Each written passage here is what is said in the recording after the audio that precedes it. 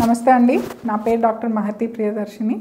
నేను omega multi speciality హాస్పిటల్లో head of the department critical care medicine and pain medicine, and I'm also the medical director here. Pain physician అంటే ఎవరు? Pain physician అంటే మన బాడీలో ఏ రకమైన పెయిన్ ఉన్నా కూడా దాన్ని హ్యాండిల్ చేసే కన్సల్టెంట్ పెయిన్ ఫిజిషియన్ అండి. Pain physicians are super specialist. అంటే మనం ఎంబీబీఎస్ చేసిన తర్వాత మళ్ళీ ఒక ఎండి స్పెషలైజేషన్ చేసి ఆ తర్వాత సూపర్ స్పెషలైజేషన్ చేసేది పెయిన్ మెడిసిన్.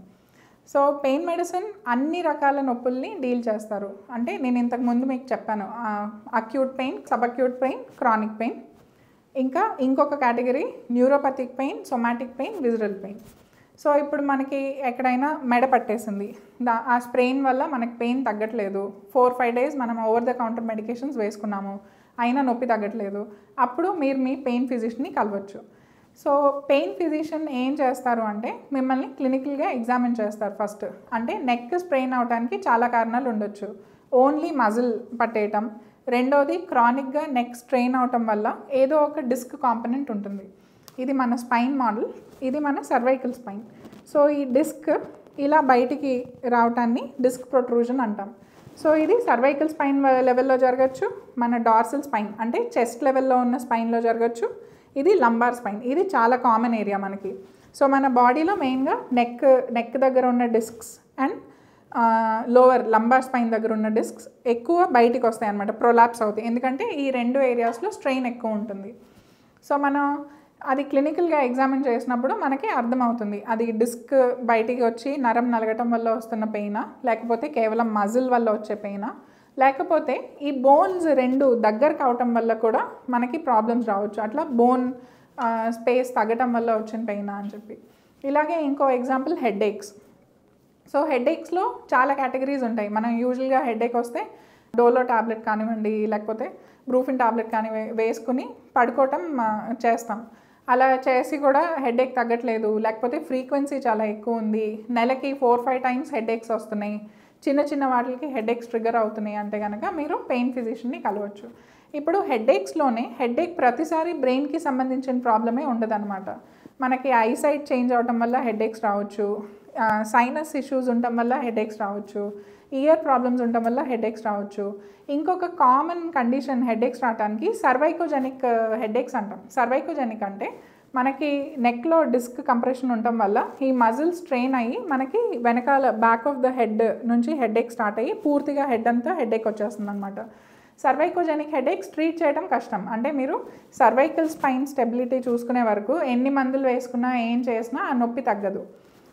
ప్లస్ ఆ నెక్ పెయిన్ ఓన్లీ హెడ్కే కాదు, మీ బ్యాక్లోకి కూడా రేడియేట్ అవుతుంది. షోల్డర్లోకి వచ్చినట్టు, వెనకాల వింగ్ బోన్ దగ్గరికి వచ్చినట్టు కూడా ఉంటుంది. అవన్నీ అక్కడ లోకల్గా స్టార్ట్ అయిన పెయిన్స్ లాగా ఉంటాయి, కానీ యాక్చువల్లీ అవి స్టార్ట్ అవుతుంది మన నెక్లో ఉన్న డిస్క్ కంప్రెస్ అయ్యి ఆ రూట్ కంప్రెషన్ వల్ల. సో ఇవన్నీ ఐడెంటిఫై చేయడం ఒక పెయిన్ ఫిజిషియన్స్ టాస్క్. అంటే పెయిన్ ఫిజిషియన్ ఓన్లీ పెయినే చూస్తారు కాబట్టి ఏ రకమైన పెయిన్ అయినా కూడా మీరు పెయిన్ ఫిజిషియన్ దగ్గరికి వెళ్తే దాన్ని టోటల్గా ఇవాల్యుయేట్ చేసి అక్కడ నుంచి మీకు సజెషన్ ఇస్తారు. ఇప్పుడు పెయిన్ ఫిజిషియన్ చేసే ఇంటర్వెన్షన్స్ ఏంటి?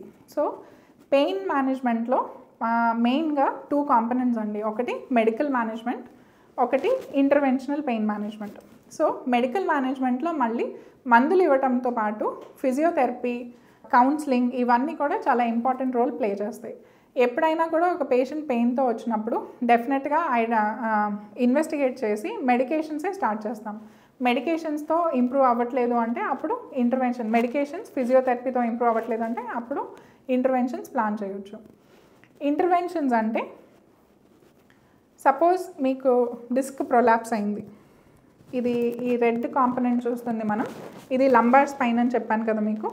సో ఈ 5 లంబార్ డిస్క్స్ ఇక్కడ ఇట్లా డిస్క్ ప్రొలాప్స్ అవడం వల్ల ఇక్కడ నుంచి వచ్చే నరం మీద ప్రెషర్ వస్తుంది.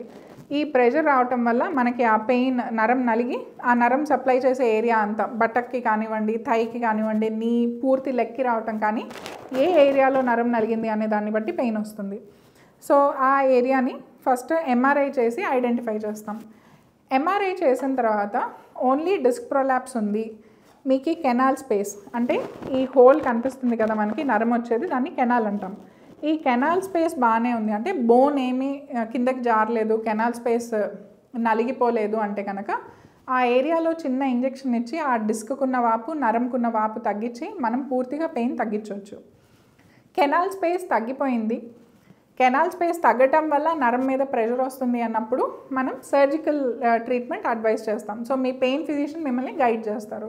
ఇక్కడ ప్రొసీజర్ చేయలేము, సర్జరీ అవసరం ఉంది అని మీకు గైడ్ చేస్తారు. ఇలా ఏ బాడీలో ఏ పెయిన్ వచ్చినా కూడా దాన్ని పెయిన్ ఫిజిషియన్ అసెస్ చేసి దానికి సంబంధించిన ఇంటర్వెన్షనా, మెడికేషనా, లేకపోతే అదర్ డాక్టర్స్ కన్సల్టేషనా అనేది మీకు డిసైడ్ చేసి చెప్పడానికి హెల్ప్ఫుల్ అవుతుంది. Thank you. పెయిన్ అంటే ఏమిటి, అంటే నొప్పి అంటే ఏమిటి? పెయిన్ అనేది ఒక పర్సెప్షన్ అండి, ఒక సెన్సేషన్. మనకు ఒక చోట దెబ్బ తగిలినప్పుడు అక్కడ నుంచి మన నర్వ్స్ ఒక కెమికల్ రిలీజ్ చేసి ఆ కెమికల్ వేరే సెల్స్ని స్టిమ్యులేట్ చేసి మన బ్రెయిన్కి సిగ్నల్ ఇస్తాయి. సిగ్నల్ ఇవ్వటం వల్ల మనం గుర్తిస్తాం.